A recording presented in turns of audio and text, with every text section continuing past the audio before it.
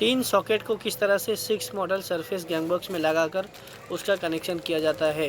तो आज के इस वीडियो में हम देखेंगे कि तीन सॉकेट को लगाकर किस तरह से उसका कनेक्शन किया जाता है।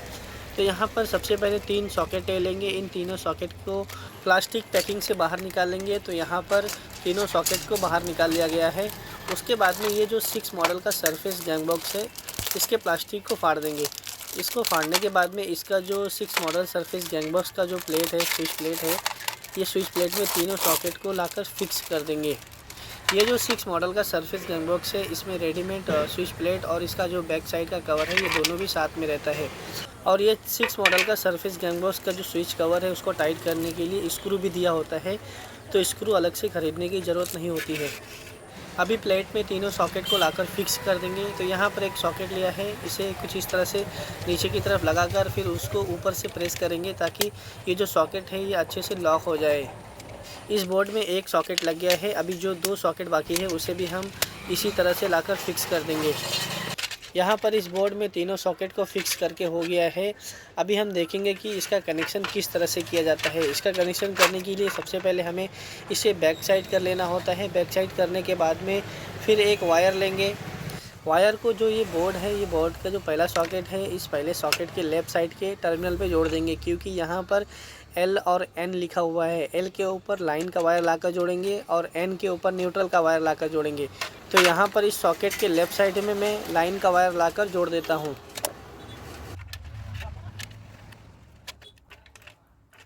फिर इसी वायर को जो बीच वाला सॉकेट है, इसके लेफ़्ट साइड में भी लाकर इसे जोड़ देता हूँ। क्योंकि देखिए यहाँ पर L लिखा हुआ है, तो ये लाइन का टर्मिनल है। तो इस लाइन वाले वायर को मैं बिना कट किए हुए इसे हल्का सा बीच में से कट करके उसके बाद में सॉकेट के स्क्रू को लूज करके डायरेक्ट इसके अंदर से वायर को पास करके फिर जहाँ पर एक कंडक्टर आएगा, उस कंडक्टर को टर्मिनल के नीचे फिर रखकर उस स्क्रू को टाइट कर देंगे। सॉकेट का जो स्क्रू है ये लूज़ हो गया है। अभी इस वायर को कुछ इस तरह से इसके अंदर से पास करेंगे ताकि ये वायर आराम से बाहर की तरफ निकल जाए। और इस वायर को बाहर तब तक खींचेंगे जब तक इसका जो कंडक्टर जो हमने कट किया था वो इसके नीचे आ ना जाए। तो यहाँ पर इस तरह से बाहर इसे खींचते रहेंगे। फिर उसके बाद में देखिए यहाँ पर स्क्रू के नीचे वायर आ गया है। अभी इस सॉकेट के टर्मिनल को टाइट कर देंगे।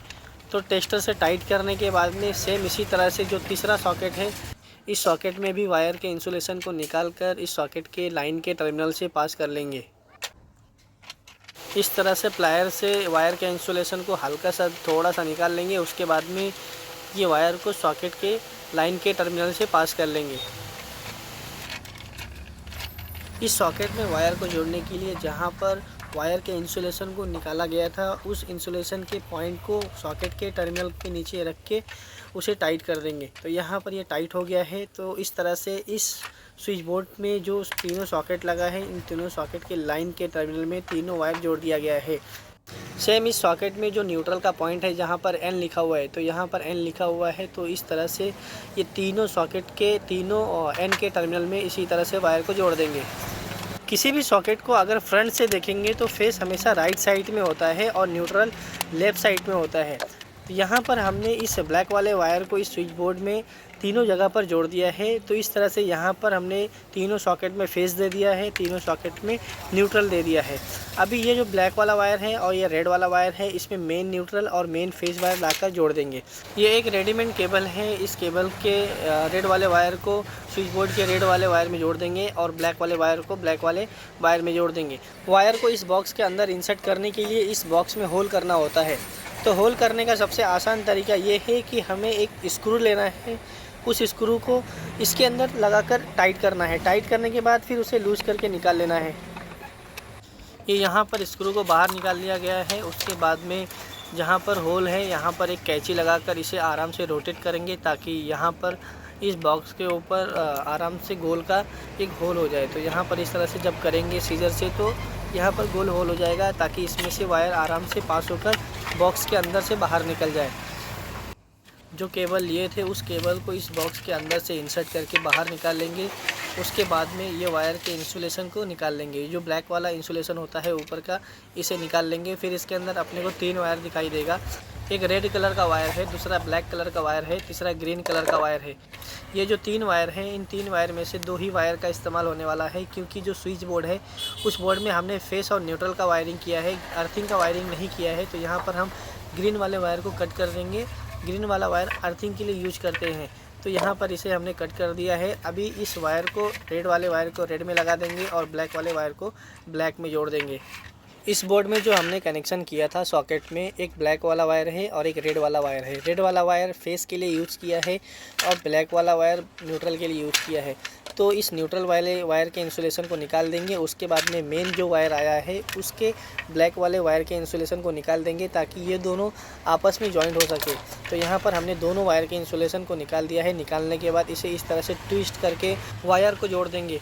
वायर को जोड़ने के बाद में फिर यहाँ पर वायर टेप लगा देंगे, ताकि ये जो कंडक्टर है ये ओपन ना रहे, क्योंकि अगर ये कंडक्टर ओपन रहेगा तो इस स्विच बोर्ड में फेस वायर भी आया रहता है, तो वहाँ पर शॉर्ट सर्किट हो सकता है। ये जो 2 वायर है, इन दोनों वायर को जो ट्विस्ट किया है इसके ऊपर वायर टेप अच्छे से लगा लेंगे, ताकि ये कंडक्टर ओपन ना रहे। फिर उसके बाद में सेम इसी तरह से जो रेड वाला वायर है, मेन वाला रेड वाला वायर और इस स्विच बोर्ड का जो रेड वाला वायर है, इन दोनों वायर के इंसुलेशन को निकाल देंगे और सेम इसी तरह से वायर को ट्विस्ट करके इसके ऊपर वायर टेप लगा लेंगे। ये रेड वाले वायर में वायर टेप लगा दिया गया है। अभी ये दोनों वायर में वायर टेप लगा दिया गया है। इसका जो कंडक्टर है ये ओपन नहीं है, अगर ये ओपन रहेगा तो यहाँ पर शॉर्ट सर्किट हो सकता है। उसके बाद में इस तरह से इस बोर्ड का जो प्लेट है इसे बॉक्स के ऊपर जब भी लगाएंगे, लगाने के बाद जो इस बॉक्स के साथ में स्क्रू आया हुआ था उस स्क्रू को ये दोनों इस होल में लगाकर टाइट कर देंगे। इस बोर्ड में स्क्रू टाइट करके हो गया है। अभी इस बोर्ड के तीनों सॉकेट को चालू करके हम देखेंगे। तो चालू करने के लिए ये जो वायर का जो प्लग है, ये प्लग को हम किसी भी एक स्विच बोर्ड में लगा देंगे। बोर्ड को चेक करने के लिए मैंने यहाँ पर एक फ्लैक्स बोर्ड लिया है। इस फ्लैक्स बोर्ड में ये टॉप प्लग को लगा देता हूँ। उसके बाद में ये स्विच ऑन कर देने के बाद में इंडिकेटर चालू हो जाता है। इसका मतलब ये है कि ये जो बोर्ड है इसमें सप्लाई जा चुका है। ये सॉकेट को चेक करने के लिए यहाँ पर एक 2 पिन होल्डर है। ये 2 पिन होल्डर में एक बल्ब लगा देते हैं, ताकि हमें ये मालूम हो सके कि ये सॉकेट चालू है या फिर नहीं। तो जब ये 2 पिन होल्डर को मैंने इस सॉकेट में लगाया तो ये सॉकेट चालू था। अभी ये 2 पिन होल्डर को दूसरे सॉकेट में लगा कर देखेंगे कि ये सॉकेट चालू है या फिर नहीं। जब ये 2 पिन होल्डर दूसरे सॉकेट में लगाया तो ये यहाँ पर भी चालू था और तीसरे सॉकेट में लगाने के बाद भी ये बल्ब चालू था। तो इससे हमें ये मालूम होता है कि ये जो स्विच बोर्ड हमने बनाया है इसका तीनों सॉकेट चालू है। देखिए ये जो फ्लैक्स बोर्ड का जो स्विच है, इसे ऑन ऑफ करने के बाद ये बल्ब बंद और चालू होता है। जब इसे ऑफ़ करते हैं तो ये बंद हो जाता है, इसे ऑन करते हैं तो ये चालू हो जाता है। तो इस तरह से 6 मॉडल सरफेस गैंग बॉक्स में 3 सॉकेट को लगाकर उसका कनेक्शन कर सकते हैं। तो दोस्तों आज के इस वीडियो में बस इतना ही। अगर आपको हमारा वीडियो पसंद आया तो हमारे इस वीडियो को लाइक करें, हमारे इस चैनल को सब्सक्राइब करें।